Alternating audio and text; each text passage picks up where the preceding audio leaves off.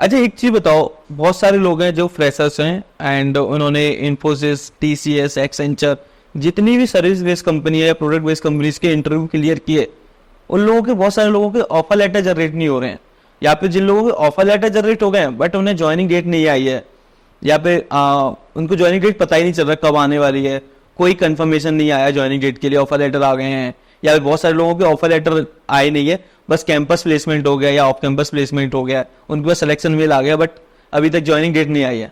तो उन लोगों को क्या सजेस्ट करोगे आप कि आप वेट करो या दूसरी कंपनीज में ट्राई करते रहो, जब तक मिल जाए तो बढ़िया है, जिस कंपनी में पहले ऑफर लेटर आया या ज्वाइनिंग डेट आया उसमें चले जाओ, बाकी का रेस्ट करो, जितना ध्यान मत दो कि यार इन्फोसिस का हो गया सिलेक्शन, मैं इन्फोसिस का ही वेट कर रहा हूँ 1 साल और दूसरी कंपनीज की अपॉर्चुनिटीज में ऐसे ही निकाल रहा हूँ। क्योंकि होता क्या है ना, जैसे आपके पास 2 ऑफर लेटर हैं, एक इन्फोसिस का और आया एक एक्सेंचर का, तो एक्सेंचर 4.6 LPA प्रोवाइड करता है और इन्फोसिस 3.5 करता है।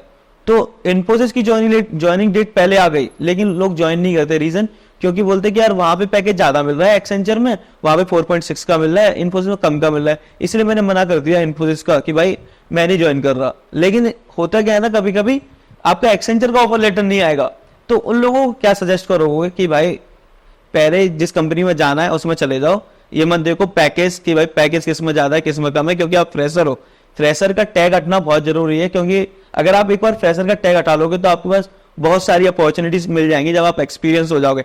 जब एक बार आप मार्केट में उतर जाओगे तो आपको पता चल जाए कि मार्केट कैसे चल रहा है एंड आप उस मार्केट के अकॉर्डिंग अपने आप को डाल लोगे। तो आपके क्या सजेशंस रहेंगे उन लोगों के लिए?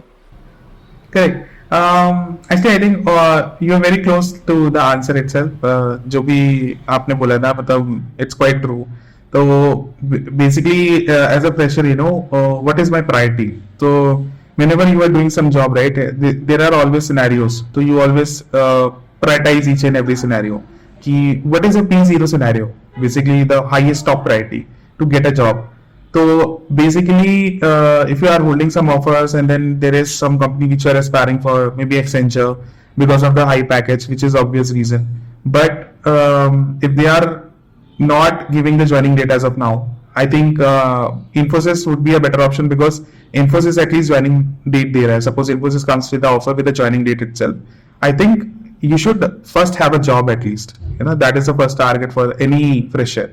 तो वो टैग हटना चाहिए प्रेशर वाला, to become a experience candidate, like 1 year 2 year।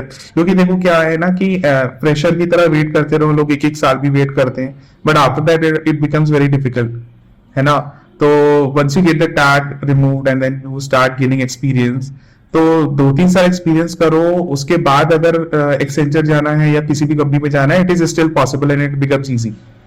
I have even seen cases, Philips maybe, there was a guy who was into teaching actually in the beginning, and for 6 years after graduation he did lecturer की तरह teaching करते रहे, and he started like he had some aspiration कि नहीं मेरे को भी IT में job करना चाहिए, but starting में कुछ family reasons की वजह से he was not able to do it, but after that like he got into some startup, and when things improved he started doing job in startup, because पहले उनको अपना ये tag हटाना था क्योंकि वो फ्रेशर ही थे, although he was working as a teacher. तो I mean then there was a gap also, right, because people see it as a gap, but he started in some startup and then 3-4 years वहाँ पे experience लिया, and after that he was able to clear Philips healthcare, and he was into Philips and he stayed there for I think 6-7 years in Philips, and उसमें भी अच्छा उन्होंने excel किया and he reached up to lead position.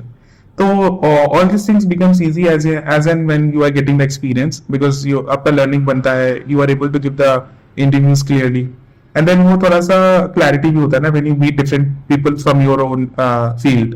अभी घर पे बैठ के सोचते रहने से उतना information नहीं मिलेगा।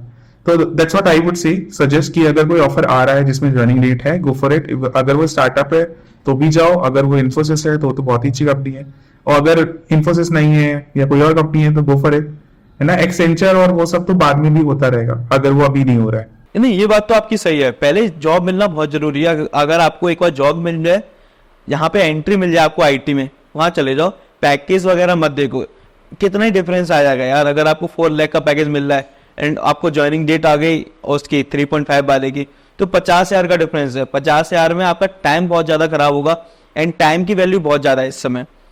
तो मैं भी यही सजेस्ट करता हूँ लोगों को कि भाई आप पहले जहाँ पे आपको ऑफर लेटर मिल रहा है, ज्वाइनिंग डेट आ रही है, वहां जाके ज्वाइन कर लो।